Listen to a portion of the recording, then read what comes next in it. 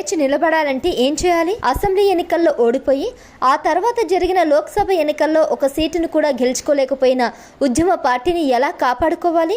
పార్టీకి చుట్టుకున్న Delhi liquor scam నుంచి బయటపడి బలం పుంజుకోవాలంటే ఎలాంటి వ్యూహాలు రచించాలి? ప్రస్తుతం కేసీఆర్, కేటీఆర్ వైఖరి బాగానే ఉందా? దూకుడును ప్రదర్శించగల నాయకుడు ఒక్కడు రావాల్సిన అనివార్యత ఉందా? క్యాడర్లోను తెలంగాణ ప్రజల్లోనూ విశ్వాసం కలిగించే లీడర్ అదనపు చొరవ చూపాలా వద్దా అన్న ప్రశ్నలు తలెత్తుతున్నాయి. ఈ క్రమంలోనే కొందరు బీఆర్ఎస్ ద్వితీయ శ్రేణి నేతలు మాజీ ఆర్థిక మంత్రి హరీష్ రావు బాధ్యతలు పెరగాలని కోరుకుంటున్నారు. వర్కింగ్ ప్రెసిడెంట్ గా కేటీఆర్ బాగానే పనిచేస్తున్నప్పటికీ ఆయనకు పూర్తి మద్దతుగా హరీష్ రావు పనిచేయాలని ఆకాంక్షిస్తున్నారు.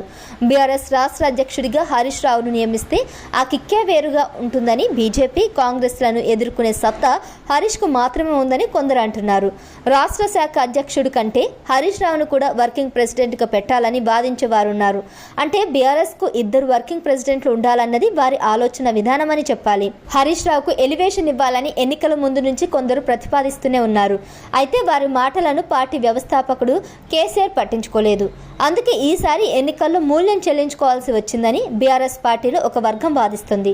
కేసీఆర్ నిదాన వైఖరి ఇకపై పనిచేయదని వాళ్ళు చెప్తున్నారు. అటు రూరల్, ఇటు అర్బన్ ప్రాంతాల్లో పార్టీ మళ్లీ బలపడాలంటే ఇద్దరు వర్కింగ్ ప్రెసిడెంట్లు ఉండటం అనివార్యమని తేల్చేశారు.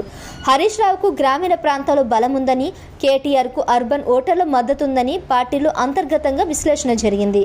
మెదక్ పరిధిలోని 10 అసెంబ్లీ సెగ్మెంట్లలో 7 చోట్ల పార్టీ విజయం వెనుక హరీష్ రావు శ్రమ దాగున్నదని, గ్రామీణ ఓటర్లు ఆయన వెంట ఉన్నారని తెలుస్తుందని బీఆర్ఎస్ కీలక నేత వి ప్రకాష్ అంటున్నారు. తెలంగాణ మొత్తం హరీష్ రావును తిరగనిస్తే అసెంబ్లీ ఎన్నికల ఫలితాలు వేరుగా ఉండేవని పార్టీ వర్గాల అభిప్రాయంగా తెలుస్తుంది. హరీష్ రావుకు ఎలాంటి ఎలివేషన్ ఇవ్వాలన్నా ముందు కేసీఆర్ ను ఒప్పించాల్సి ఉంటుందని అందరికీ తెలుసు. ఇద్దరి మధ్య ఏర్పడిన చిన్న చిన్న విభేదాలను పోగొట్టేందుకు ప్రయత్నించాలని కూడా తెలుసు. పైగా ఎన్నికల ఫలితాలు వచ్చిన వెంటనే ఇద్దరి మధ్య అంతర్గతంగా కొంత దూరం పెరిగిందని అంటున్నారు. కవిత అరెస్టు తర్వాత ఇద్దరు కలిసి పనిచేస్తున్నా మరింతగా ఐకమత్యాన్ని సాధించాల్సి ఉంది. ఈ విషయంలో కేసీఆర్ ఎలాంటి చర్యలు తీసుకుంటారో చూడాలి. ఎందుకంటే ఉద్యమ కాలం నుంచి కేసీఆర్ ను వెన్నంటి ఉన్న నాయకుల్లో హరీష్ రావు అత్యంత ముఖ్యుడని చెప్పాలి. హరీష్ రావు లేకపోతే కేసీఆర్ లేడని అప్పట్లో చెప్పేవారు.